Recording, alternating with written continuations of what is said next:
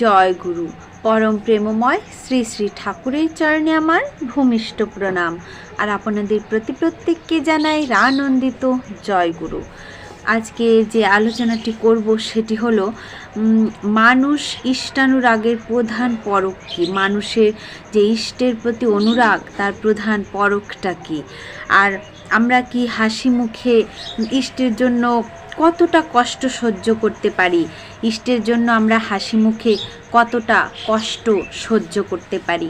আজকের আলোচনা এই নিয়েই করব। আপনারা অবশ্যই ভিডিওটি মনোযোগ সহকারে শুনুন।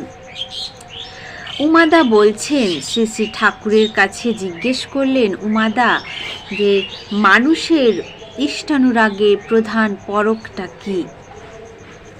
তো সেই সম্পর্কে শ্রী শ্রী ঠাকুর বললেন, ইষ্টের জন্য হাসি মুখে কে কতখানি কষ্ট সইতে পারে, কতখানি প্রবৃত্তির প্রলোভন ও উত্তেজনা এড়িয়ে চলতে পারে, কতখানি খেয়াল খুশি বিসর্জন দিতে পারে, তাকে দিতে তার জন্য করতে কার কেমন ভালো লাগে, তার সন্তুষ্টির জন্য আত্মনিয়ন্ত্রণ কে কতটুকু করতে পারে, অহংকার, অভিমান, স্বার্থ, দেশ, হিংসা ও বৈরীভাব কতটা ত্যাগ করতে পারে, সেইটাই দেখতে হবে।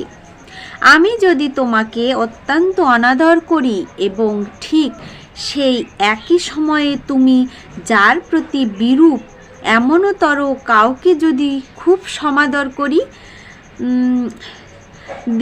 থুই, এবং তাতে যদি তোমার মনে এতটুকু ঈর্ষার সঞ্চার না হয়ে আনন্দের সঞ্চার হয়, তাহলে বোঝা যাবে তোমার অন্তরে অনুরাগের জাগরণ হয়েছে।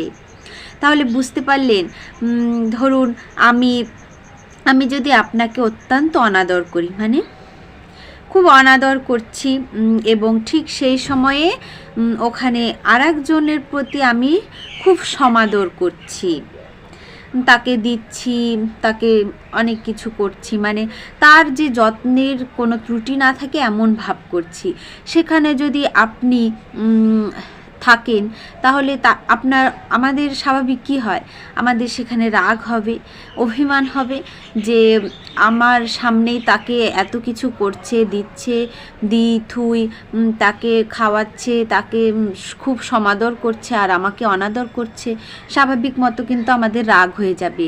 তো শ্রী শ্রী ঠাকুর এখানে বলেছেন যে এই সময়ও যদি তুমি বা আমরা সকলে যদি আমাদের অন্তরে যদি এই ঈর্ষাটুকু না আনি, যদি ঈর্ষা না এনে অনুরাগের সঙ্গে, তাহলে আমাদের মনে যদি আনন্দের সঞ্চার হয়, তাহলে কিন্তু আমাদের সেই জিনিসটি কি হবে, অনুরাগ হবে, অনুরাগের জাগরণ হবে তখন।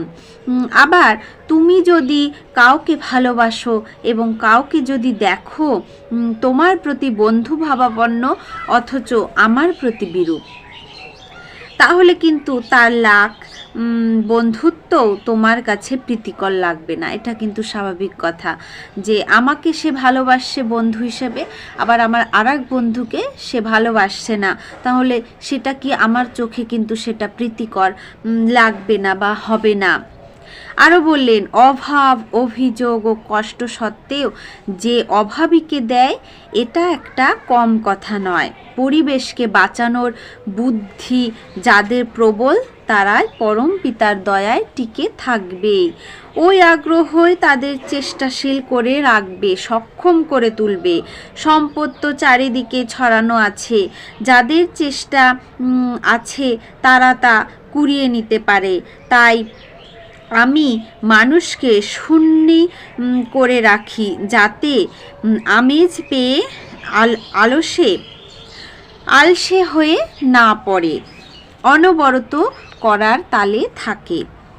নিশ্চিন্ত আরামে থাকতে মানুষের ভালো লাগতে পারে, কিন্তু তাতে ভালো হয় না। আদর্শাভিমুখী সুনিয়ন্ত্রিত চিন্তাশীলতা ও কর্মতৎপরতা যত বাড়ে, ততই মানুষ লাভবান হয়। ক্ষমতা থাকলে মহা দুর্দৈবের মধ্যে পড়েও মানুষ অক্ষত থাকে, এমনকি তার ভেতর দিয়ে আরও পটু ও পারক হয়ে ওঠে। তাহলে বোঝা যাচ্ছে ইষ্টপ্রাণতার মধ্যে আরাম নেই, বিশ্রাম নেই, কিংবা শারীরিক বা মানসিক স্থূল আত্মতুষ্টি বা পুষ্টির কোনো অবকাশ নেই। বিশ্রাম থাকলেও তা কর্মপ্রাণতায় আরও উদ্দীপ্ত হয়ে ওঠার জন্য, এবং সে কর্মপ্রাণতা আপাত দৃষ্টিতে নিজের জন্য নয়, সবটাই অপরের জন্য।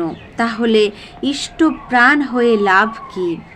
মানুষ তো সুখ চায়, শান্তি চায়, আরাম এবং বিলাস বিনোদনকেই সুখ শান্তি মনে করে, কিংবা তার সীমাহীন আয়োজন বা উপকরণ সংগ্রহকেই যোগ্যতা এবং মর্যাদা ও প্রতিষ্ঠার মাপকাঠি হিসাবে গণ্য করে। তাই নিয়েই তার জীবন উত্থান পতন, চেতনহীন চেতনা, সর্বস্ব কর্মকাণ্ডের জটিল আবর্তন। গণ্ডগোলটা হচ্ছে এই জায়গায়। দিনের পর দিন আমি দেখছি অর্থ মান যশের উন্নত চূড়ায় সমাসীন সন্তানহীন দম্পতির একটি সন্তান লাভের জন্য কি করুণ আরতি, কাতর প্রার্থনা, নিরন্তর চেষ্টা এবং সাধনা। স্রেফ নিজেকে নিয়েই যদি সুখী থাকা যেত, তাহলে এ আর্তনাদ কেন? তাহলে সুখ পেতে হলে অপরের দরকার যাকে আপন মনে করছি, অপরের দরকারে যাকে আপন মনে করা। এই আপনের পরিধি যার যত ছোট সংকীর্ণ, সে তত ছোট নিঃসঙ্গ, সংকটাকীর্ণ, দুঃখ দীর্ণ। তাহলে আপনারা নিশ্চয়ই বুঝতে পারলেন যে অনুরাগ, যে শ্রী শ্রী ঠাকুরকে যে প্রশ্নটি করেছিলেন উমাদা, যে মানুষের ইষ্টানুরাগের প্রধান পরকটা কি, এটাই হচ্ছে প্রধান পরক। এই যে কারো প্রতি যেন হিংসা না হয়, আমার থেকে ওকে ভালো আদর আপ্যায়ন করছে, তার জন্য যদি আমার মনে ক্ষোভ জন্মায়, আমার মনে ঈর্ষা জন্মায়, তাহলে কিন্তু সেটা আমাদের কিন্তু কি হবে, সেটা থেকেই কিন্তু আমাদের যে অনুরাগ সেটা আসবে না। তাই ঈর্ষাটাকে আমরা যত দূরে রাখতে পারবো ততই আমাদের পক্ষে ভালো। তাই শ্রী শ্রী ঠাকুর এখানে হাসি মুখে কে কতটা কষ্ট সইতে পারে সেটার কথাই বলেছেন। হাসি মুখে আমাদের সব কিছু বরণ করে নিতে হবে, তাহলে যে ইষ্টানুরাগ, যে প্রধান পরকটা, সেটা আমরা অনুভব করতে পারবো। আজকের আলোচনা প্রসঙ্গ এই পর্যন্তই। আপনারা সবাই ভালো থাকবেন, সুস্থ থাকবেন। জয় গুরু।